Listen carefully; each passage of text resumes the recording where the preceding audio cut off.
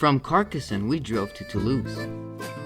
It was a nice drive, and in an hour, we arrived to Toulouse, the fourth largest city in France.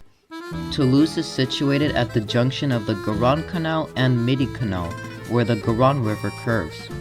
The reason behind the construction of the canals was to allow the free flow of boat traffic from the Atlantic Ocean to Mediterranean Sea. Also, Theodore Roosevelt, the 26th American president, played a big role in creation of the canals for shipment of goods between the countries. On the way to our hotel, we enjoyed driving along the canals.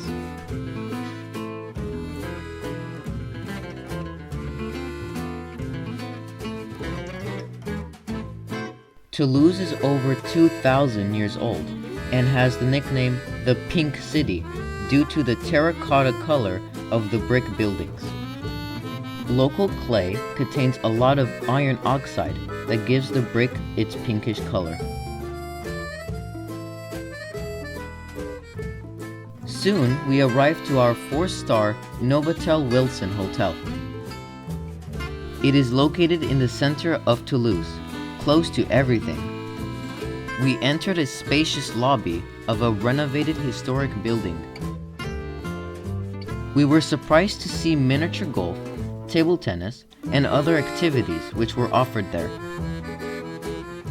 The room was pretty good, but the kicker was a shocking glass enclosed bathroom, a fine touch to add a visual space to the place. Another nice thing was a cute bathrobe hanging in the bathroom.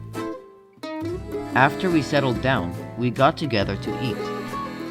Then we drove around and saw a red sculpture of a man sitting on a roof. Soon we saw another red sculpture of a man reeling in the Olympic ring. The fishermen symbolize the capture of Olympic values for profit. It highlights summer 2024 Olympics in France, the time when we were there. Also, in the city center, we saw another red statue of an apple swallowing a little man. It is created by the same liberal street artist, James Colomina, condemning consumer society via the Apple brand. Toulouse has a well-preserved city center.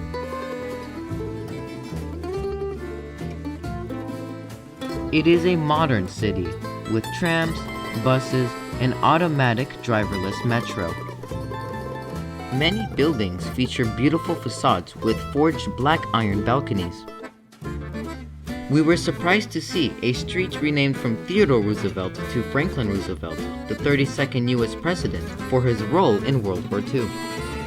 Soon it was getting dark, and we rushed to look at the Basilica of Saint-Sernin, considered the largest Romanesque building in France. In a short distance from our hotel, there was the Capitol Square, and is dominated by an elegant 128-meter long facade of the City Hall. We had a good time there, and it still remains the backdrop for joyous dancing, selfies, and serious camera compositions.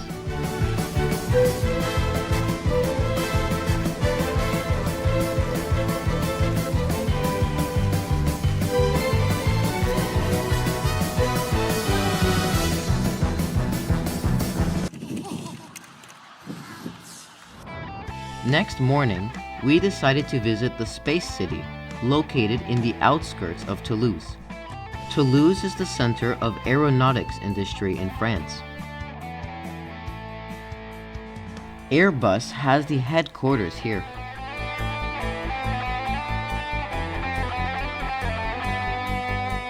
But our goal was to discover the Space City, Cité de l'Espace, opened in 1997, focusing on space flights. The centerpiece of the Space City is the 52-meter tall European Ariane 5 rocket.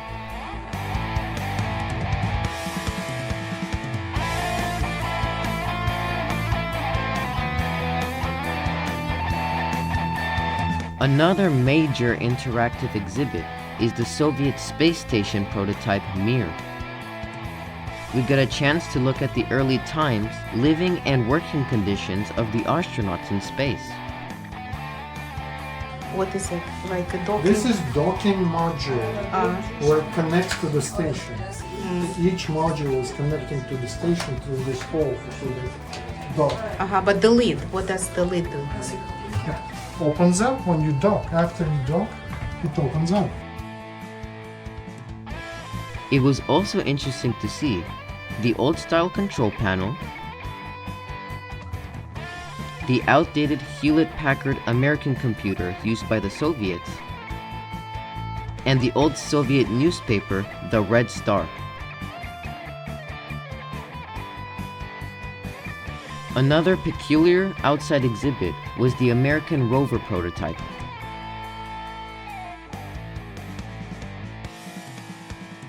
After a short walk, we entered the main exposition building. Here, we learned a lot about the history of space development. The founder of the space travel was the Soviet-Russian scientist Konstantin Tsiolkovsky, who became sick at the age of 10, which left him deaf. In 1903, he demonstrated mathematically that a rocket can travel in space and suggested to replace solid fuel with liquid. During the Cold War between the Soviet Union and the United States, there was a construction of nuclear missiles capable of transiting through space to bomb the enemy. In 1957, the Russian engineer Sergei Korolev converted ballistic missile to deliver the first satellite, Sputnik 1. The same year, they sent the first animal, dog Laika, to orbit the Earth. In 1961, the Soviet Union sent the first man, Yuri Gagarin, into space. And in 1963, the first woman into space. The space race between Americans and Soviets intensified. In 1969, Americans were the first ones who walked on the moon. In 1979, the Europeans launched the Ariane 1 rocket, starting competition amongst satellite launches. In our days, it takes 6 to 9 months to build satellites in clean room environment, wearing special suits. Recently, Elon Musk became the most productive satellite launcher in the world. As for the astronauts, we got to see their special spacesuits up close.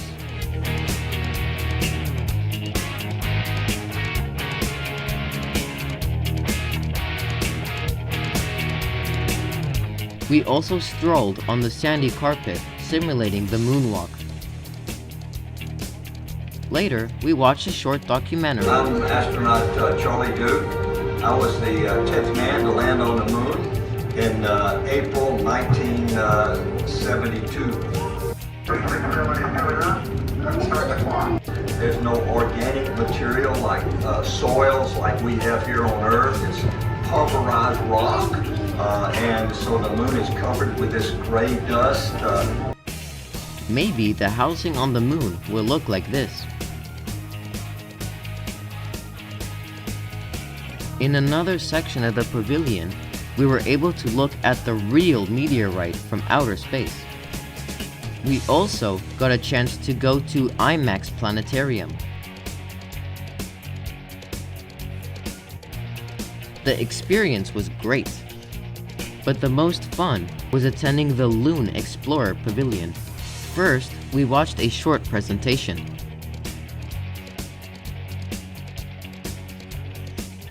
Then, we entered a flight simulator cabin and got ready to fly to the moon. 3. The engine 2, roared, and we 1. experienced massive weight overload on us, so we were not able to move at all.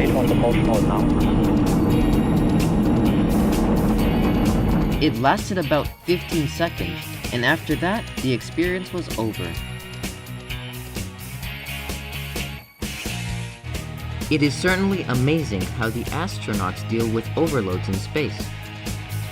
Toulouse and the Space City surprise us with lots of unique and exciting discoveries.